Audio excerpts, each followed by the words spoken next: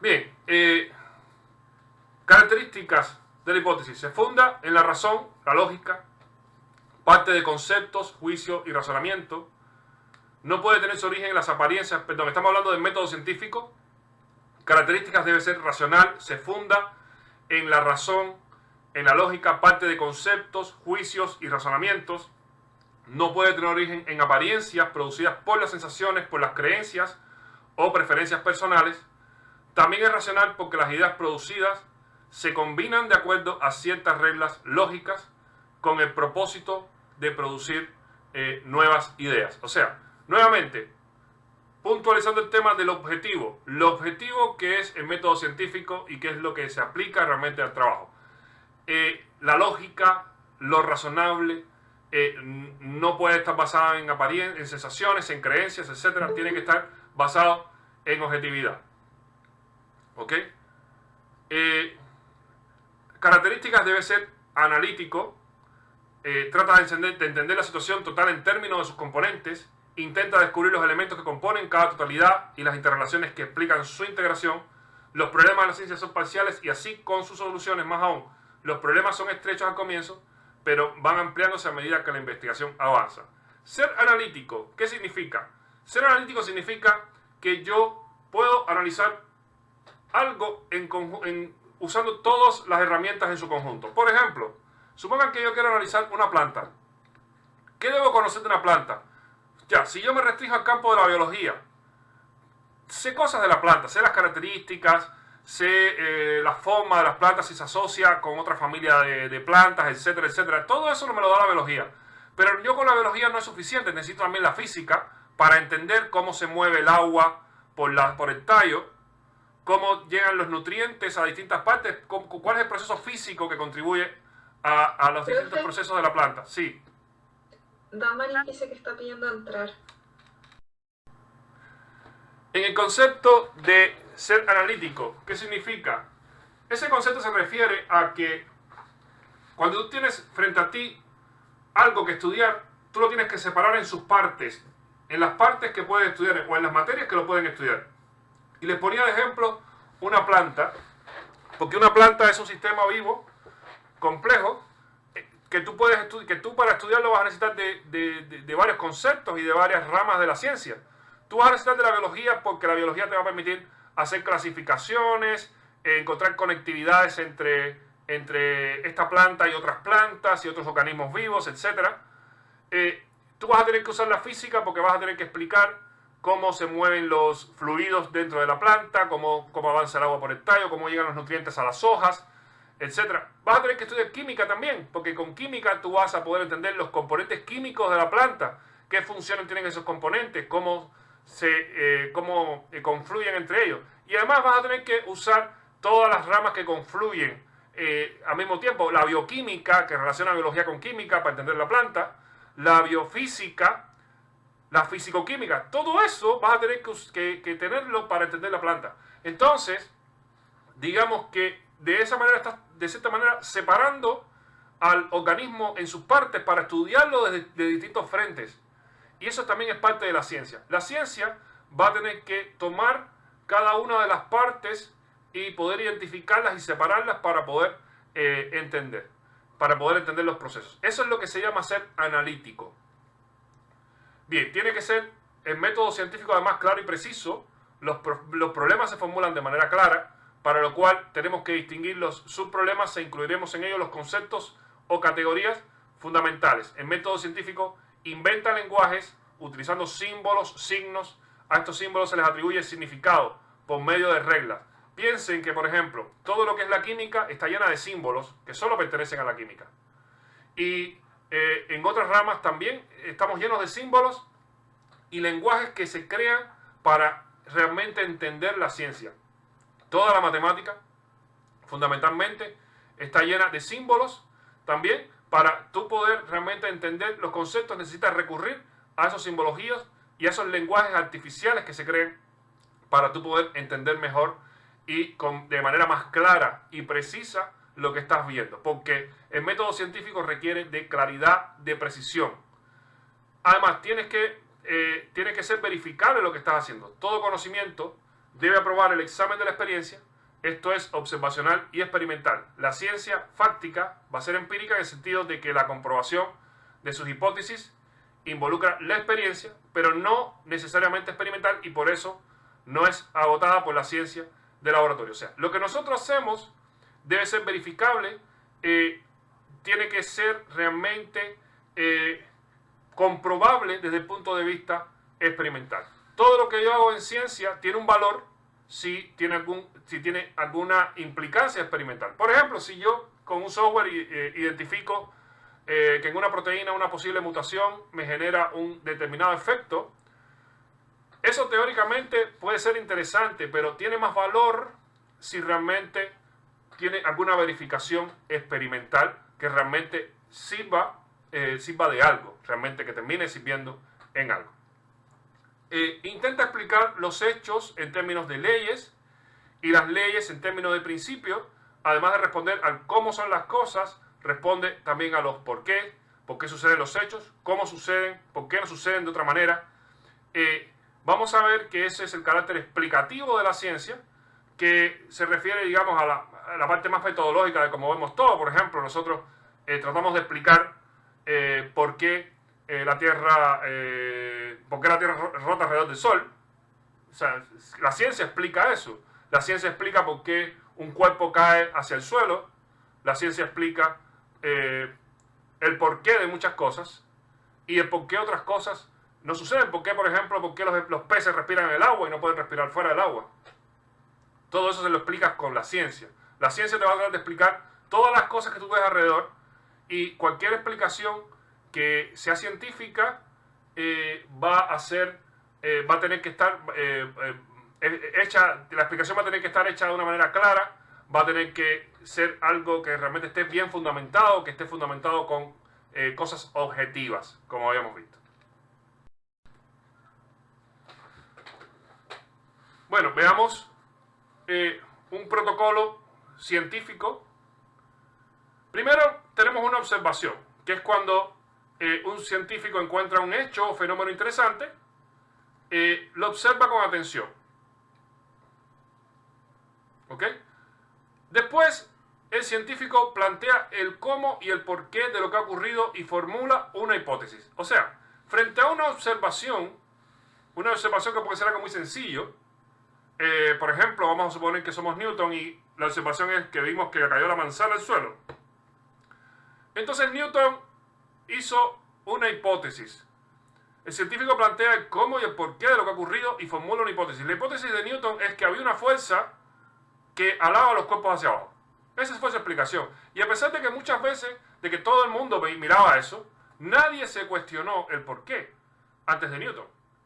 O sea, todo el que veía los objetos caer no se cuestionó el por qué caían. Solamente vivía así, sin hacerse la pregunta de por qué. Que esa es la pregunta que se hace un científico. ¿Por qué el cuerpo cae? ¿Por qué la manzana cae del árbol?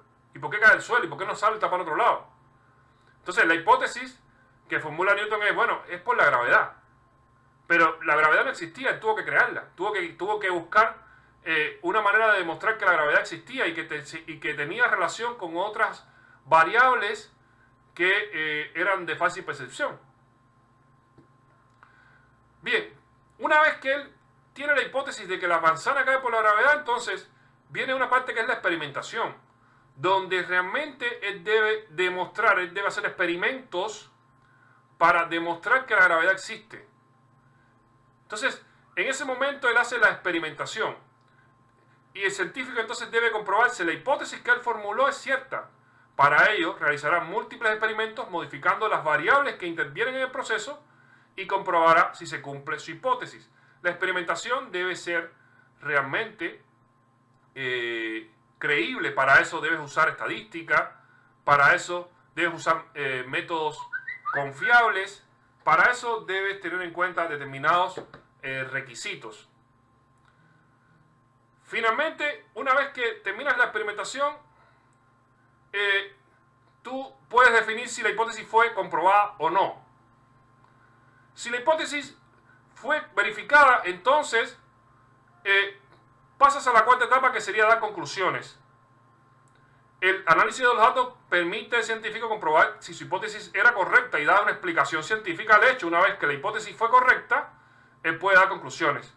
Si no, si el resultado fue que realmente no se cumplió la hipótesis, entonces tú puedes venir a formular una nueva hipótesis. Esa nueva hipótesis te generaría nueva experimentación. Ahora, en el caso de ustedes que tienen que hacer una tesis que está por un tiempo limitado, ustedes deben realmente llegar hasta la etapa de crear una hipótesis y hacer la experimentación para verificar esa hipótesis. Y si el resultado de ustedes sí o no, no importa, ustedes concluirán su trabajo, porque ustedes no van a tener tiempo para hacer otro ciclo y seguir experimentando. Y además, si un tutor les pidiera que hagan otro ciclo, solamente podrían hacerlo si es que hubiera tiempo. Si no hay tiempo, pues entonces no se puede hacer. ¿Ok? Realmente, cuando uno debería hacer varios intentos, bueno, cuando estás haciendo un doctorado, ahí sí realmente se requiere de mayor rigurosidad. Entonces, en un doctorado que además tienes más tiempo, tú si realmente si obtienes que la hipótesis no se verifica bien, pues deberías cambiarla y probar de otra manera. Listo. Bueno, ustedes pueden ver la definición de una hipótesis en Wikipedia, por ejemplo, que dice que una hipótesis es una proposición aceptable o conjunto de proposiciones que ha sido formulada a través de la recolección de información y datos, marco teórico, aunque no está confirmada más allá de toda duda, pero que sirve para responder de forma tentativa a un problema con base científica.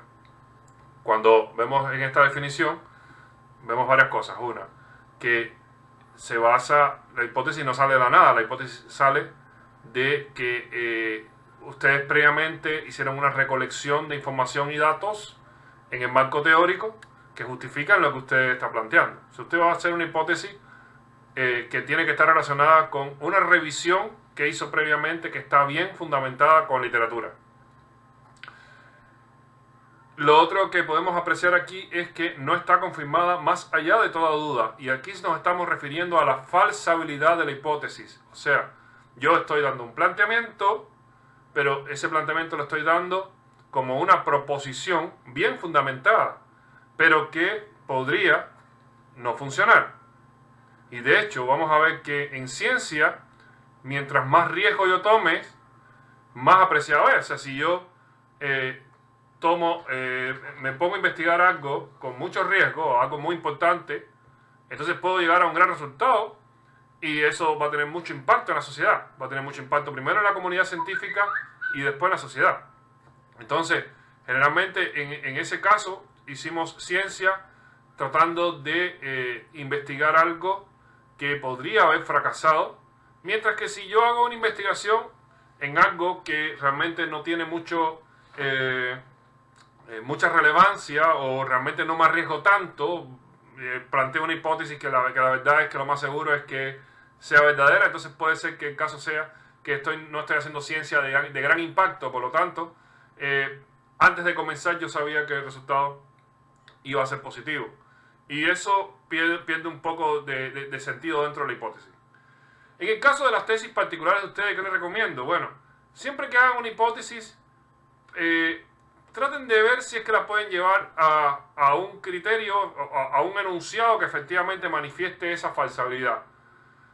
Sin embargo, muchas veces la hipótesis, en el caso de trabajo que tú realmente estás abordando, se vería muy forzado si lo llevas a esa falsabilidad. Entonces yo creo que es algo que deben revisar con el tutor y que también el informante va a contribuir a redondear la idea que puedas tener de tu hipótesis, ¿no? Pero lo primero es saber que ojalá la intención de la hipótesis sea llegar a ese tipo de esquema, pero si no se ve fácil llevarlo a ese tipo de esquema, mejor no forzar, mejor crear una hipótesis que no se vea forzada para llegar a un resultado. O sea, cada uno cuando esté en su trabajo se va a dar cuenta de que elaborar una hipótesis con la característica de ser falseable no es tarea sencilla.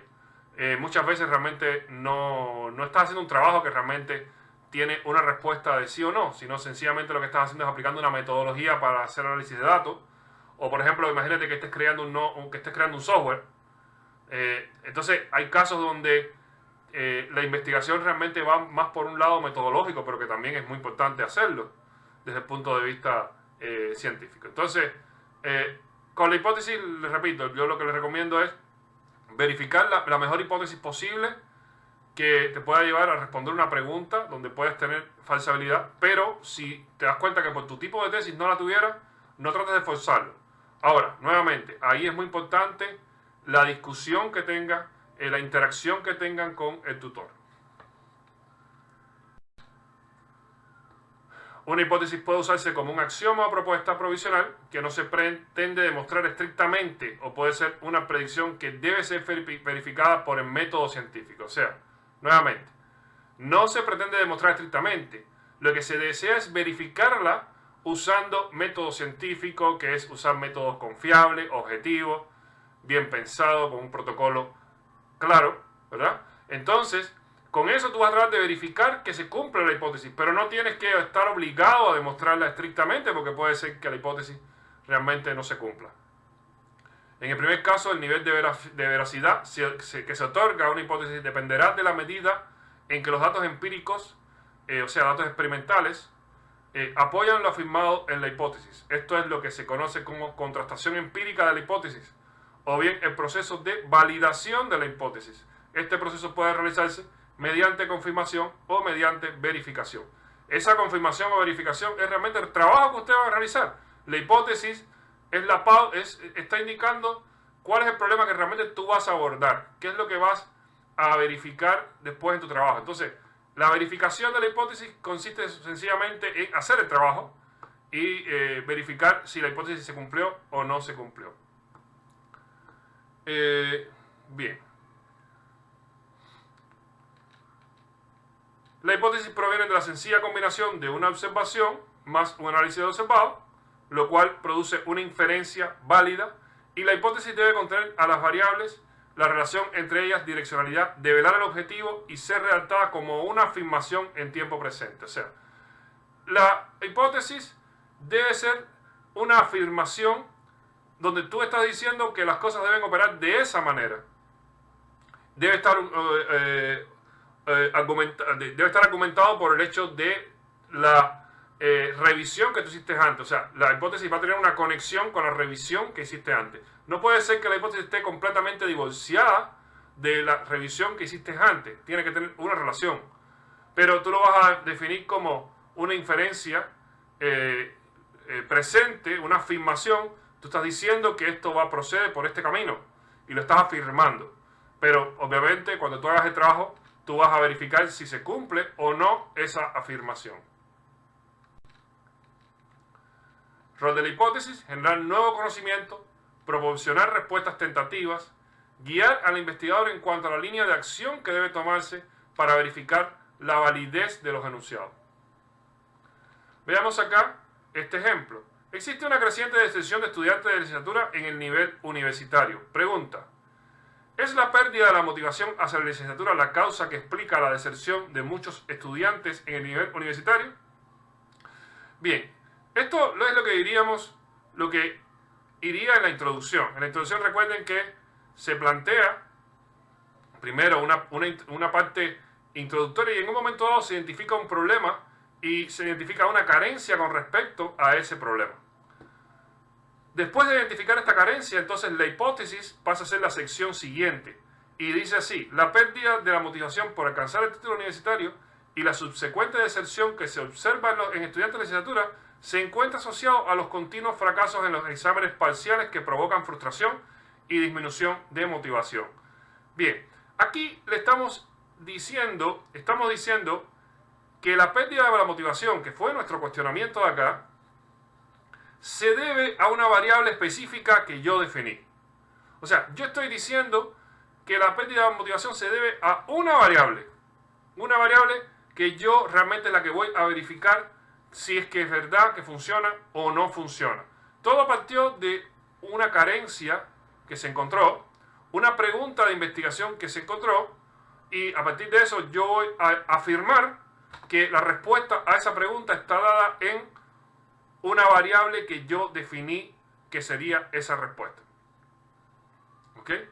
Porque estoy diciendo que la pérdida de la motivación se encuentra asociado a, y estoy diciendo a qué variable está asociado. Está asociado a continuos fracasos en los exámenes parciales que provocan frustración y falta de motivación, ¿verdad? Entonces, ahí yo estoy dando una afirmación diciendo la respuesta a la pregunta. Yo estoy respondiendo a la pregunta con una afirmación, pero que es una afirmación que tiene que ser verificada, porque puede ser que eso que yo estoy diciendo ahí no sea realmente lo que es.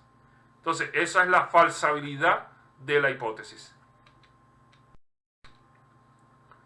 Requisitos de la hipótesis. Los términos, variables de la hipótesis deben ser comprensibles, precisos y lo más concreto posible. O sea, debe ser de comprensión, deben ser precisos, deben ser concretos. Si una hipótesis no puede ser sometida a verificación, entonces desde el punto de vista científico no tiene validez. O sea, si yo asocio que el problema con los estudiantes se debe a la variable A y yo no tengo cómo medir esa variable A, entonces no tiene validez mi hipótesis. Mi hipótesis tiene que dar una respuesta que después yo pueda medir. Yo debo poder medir lo que estoy diciendo que es. Si yo digo que el culpable de la falta del problema de los estudiantes es esta variable, pues esa variable tengo que ya tener claro cómo la voy a medir y voy a tener que mostrar en mi documento cómo voy a medir esa variable. Los términos de la hipótesis y la relación planteada entre ellos deben ser observables y medibles.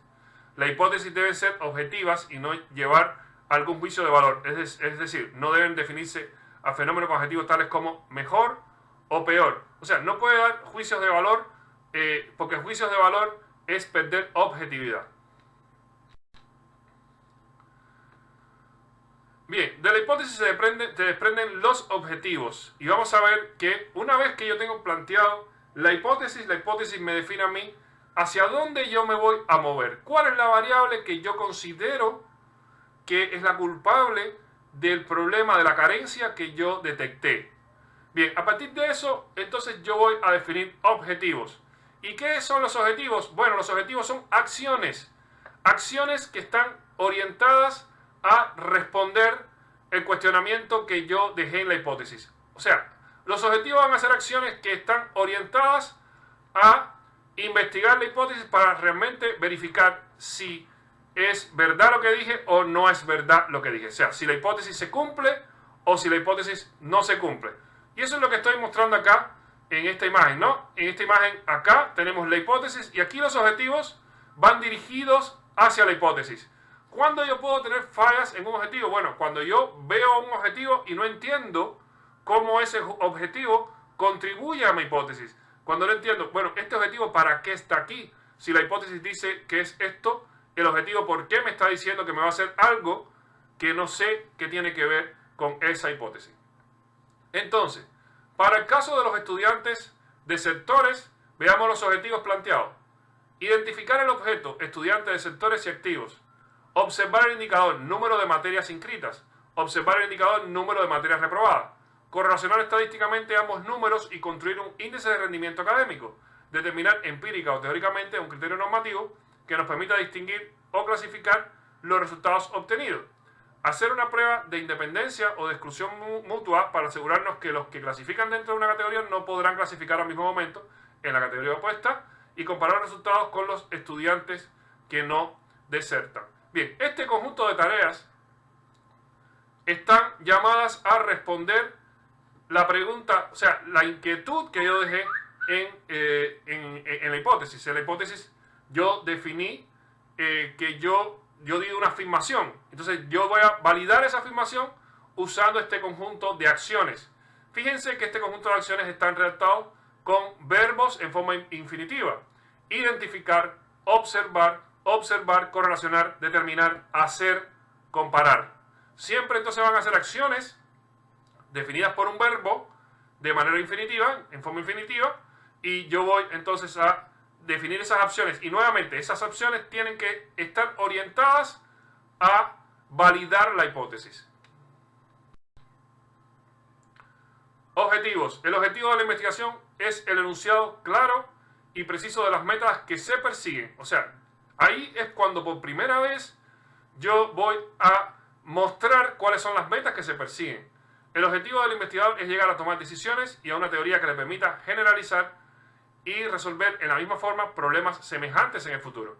Los objetivos se refieren a los aspectos del problema que deben ser estudiados o a los resultados que se espera obtener. O sea, el objetivo debe pensarse de manera en que yo debo que pensar en un futuro en qué resultados me gustaría obtener, en qué dirección debo hacer mis acciones para yo poder responder a la validación de la hipótesis.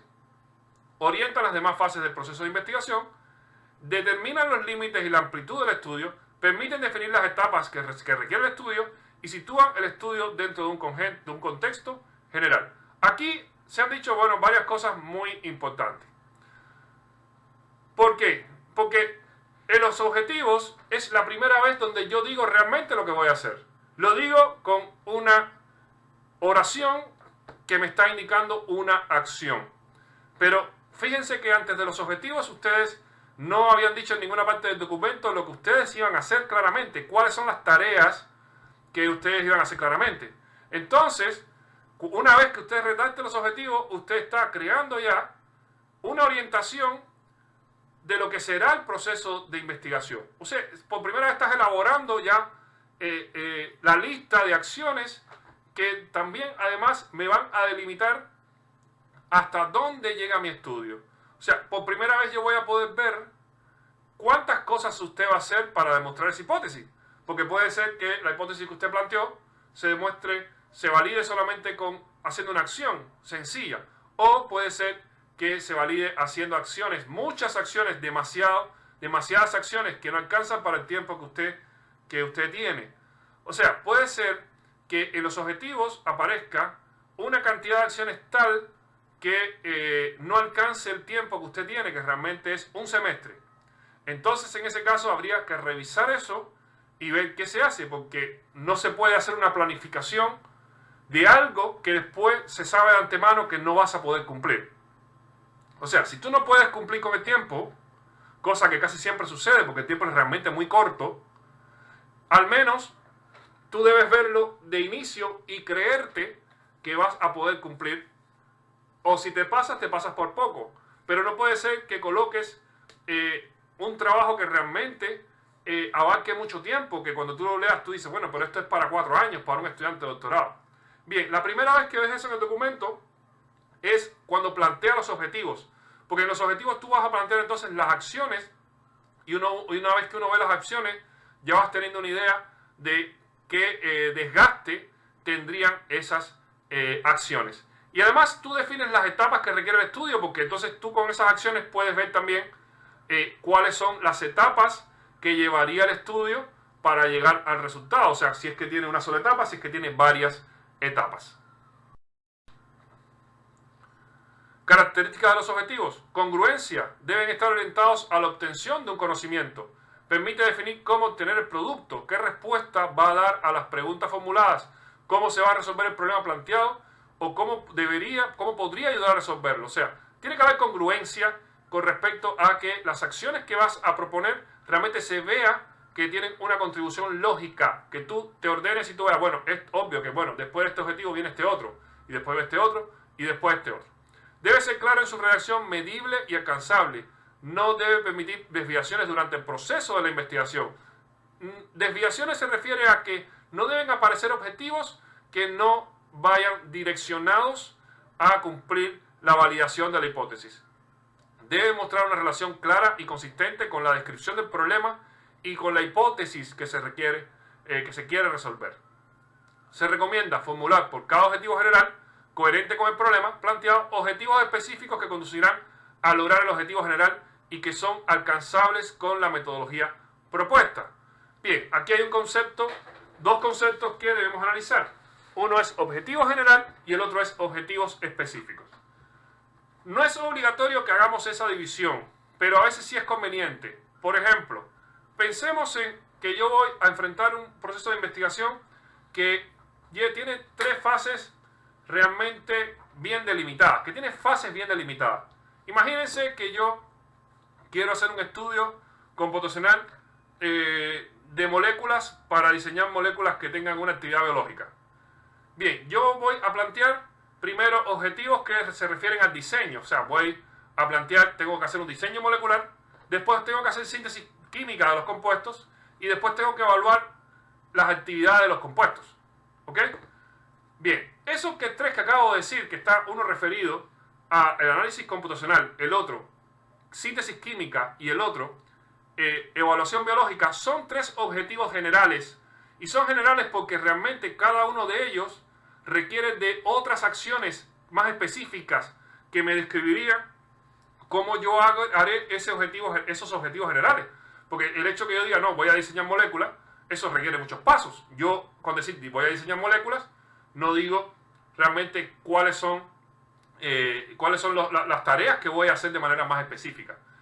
Si lo digo de manera más específica, entonces tengo un objetivo general que sería diseñar moléculas con herramientas computacionales, y entonces las tareas específicas, los objetivos específicos serían dibujar las moléculas, hacer el docking, sacar las estructuras de las proteínas y perfeccionarlas, hacer los docking de las moléculas dentro de la estructura de la proteína, hacer dinámicas moleculares para ver cuál es el movimiento de los sistemas. Eso sería un conjunto de tareas que todas responden a un objetivo general que fue realizar el diseño molecular. Mientras que las otras son objetivos específicos que ellas quedan dentro del objetivo general anterior. Después tengo otro objetivo general que es hacer la síntesis química de los compuestos. Bien, pero eso también requiere muchos pasos. Eso sería pesar los reactivos, calentar el baño a la temperatura adecuada, obtener los compuestos, cristalizarlos, hacer cromatografía, qué sé yo. Un conjunto de tareas que están relacionadas con la síntesis química. Y ese conjunto de tareas son objetivos específicos que también responden a un objetivo general. Y por último tengo otro objetivo general que es evaluar las actividades biológicas de los compuestos. Eso también yo podría elaborar un conjunto de objetivos específicos que responden a ese objetivo general. Bien, ese esquema de objetivo general y objetivo específico no es obligatorio. Lo pueden plantear o no. Pueden usar objetivos generales y específicos o pueden no usarlos. Yo les recomiendo que lo usen si es que realmente contribuye a dar claridad. Si realmente usted nota que esa división contribuye a dar claridad en lo que va a hacer. Si no contribuye a dar claridad en lo que va a hacer, entonces no lo use, sencillamente use objetivos.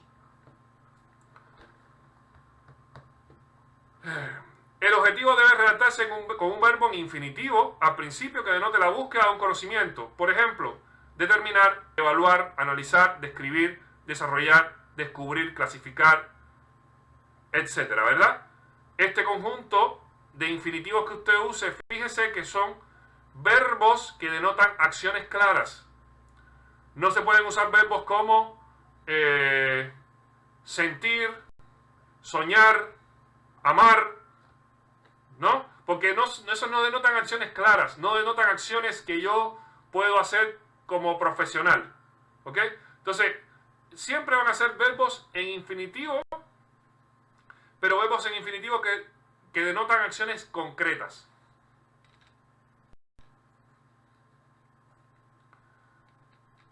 Ya, esto es lo mismo.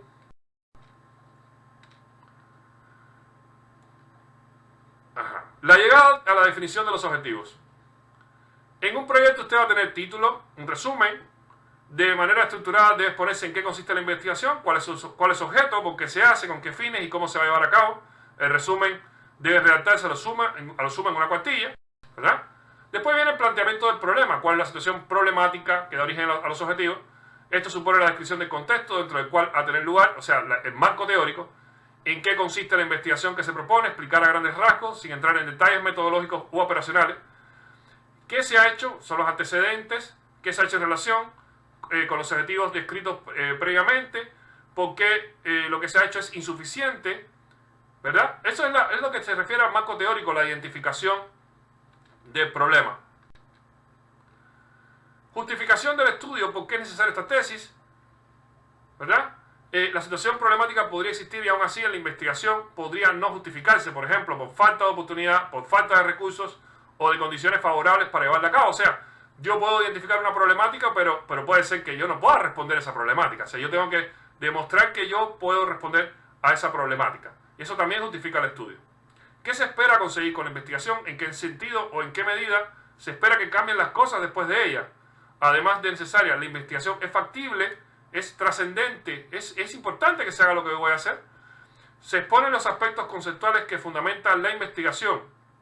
¿Qué razones de carácter teórico permiten suponer que la investigación es útil, conveniente o necesaria? ¿Cuáles son las causas de la situación problemática que se describió? ¿Y de qué forma se supone que la investigación actúe sobre las causas o sobre algún punto de la trayectoria causal? Retomando los antecedentes, se fija la posición del autor o los autores sobre el tema, lo cual implica un pensamiento teórico, una toma de posición desde el punto de vista conceptual. Bien. Eso más o menos son ideas de cómo tú vas llevando el trabajo hasta que llegas a la hipótesis y objetivo. En la hipótesis y objetivo tú estás resumiendo las metas concretas de la investigación. ¿Qué es lo que quieres lograr con la investigación?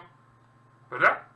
Ahora, aquí es importante que tengas en cuenta esto. En los objetivos no tienen por qué aparecer elementos de procedimiento específicos ni elementos de justificación. Y vamos a detenernos un poco aquí porque esto es importante. Si yo voy a decir que voy a hacer en el diseño, no sé, de las moléculas, voy a hacer docking, no debo decir, por ejemplo, voy a hacer docking con Autodock. ¿Por qué? Porque en el momento que tú dices el objetivo, lo que te interesa es decir la tarea. No dar detalles de cómo se hará esa tarea. Cuando tú dices que voy a hacer docking con Autodock, estás dando un detalle de cómo harás la tarea, porque estás diciendo que lo vas a hacer con un programa, que en este caso es Autodock.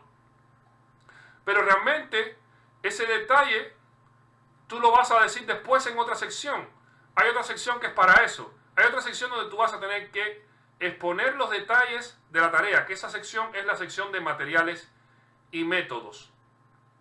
Tampoco debes dar elementos de justificación, porque recuerden que en los objetivos tú debes decir, lo que se va a hacer es, se hará esto. Hacer el docking molecular. Eso es lo que tú esperas, pero no debes explicar, no, hacer el docking molecular porque sería bueno conocer cuáles son las interacciones entre la molécula y el sitio activo. No, porque tú no tienes por qué dar esa explicación en el momento que estás hablando de los objetivos. Tú no debes explicar para qué vas a hacer el docking. Tú lo que debes decir es que vas a hacer la tarea de hacer el docking. Los objetivos deben ser metas concretas que pueden alcanzarse o no, pero que debe ser posible verificar cuando culmine la ejecución del proyecto. Es muy común confundir los objetivos con las metas o los resultados esperados a largo plazo. Los objetivos de una investigación aluden a resultados concretos que son constitutivos de la investigación y no su mera consecuencia. O sea, son acciones que vas a tener que hacer, tienen que ser concretas y tienen que dejar claro que tú estás siguiendo un protocolo que tiene un objetivo claro, que es llegar a la hipótesis. Bien. Como tal, ¿qué deben entregar? Bueno, deben entregar hipótesis y objetivos. Yo les doy un plazo aquí de 2 semanas, pero realmente, nuevamente les digo, ¿por qué les doy 2 semanas acá? Porque ustedes en 2 semanas, contando la semana pasada, ya tienen que entregar la primera sección de la introducción, ¿verdad? Realmente para hipótesis y objetivos, realmente yo voy a tener que esperar las 2 entregas para enviarle a los informantes. O sea, cuando yo reciba la hipótesis y objetivos y reciba lo otro, entonces cuando yo envío a los informantes. Nuevamente,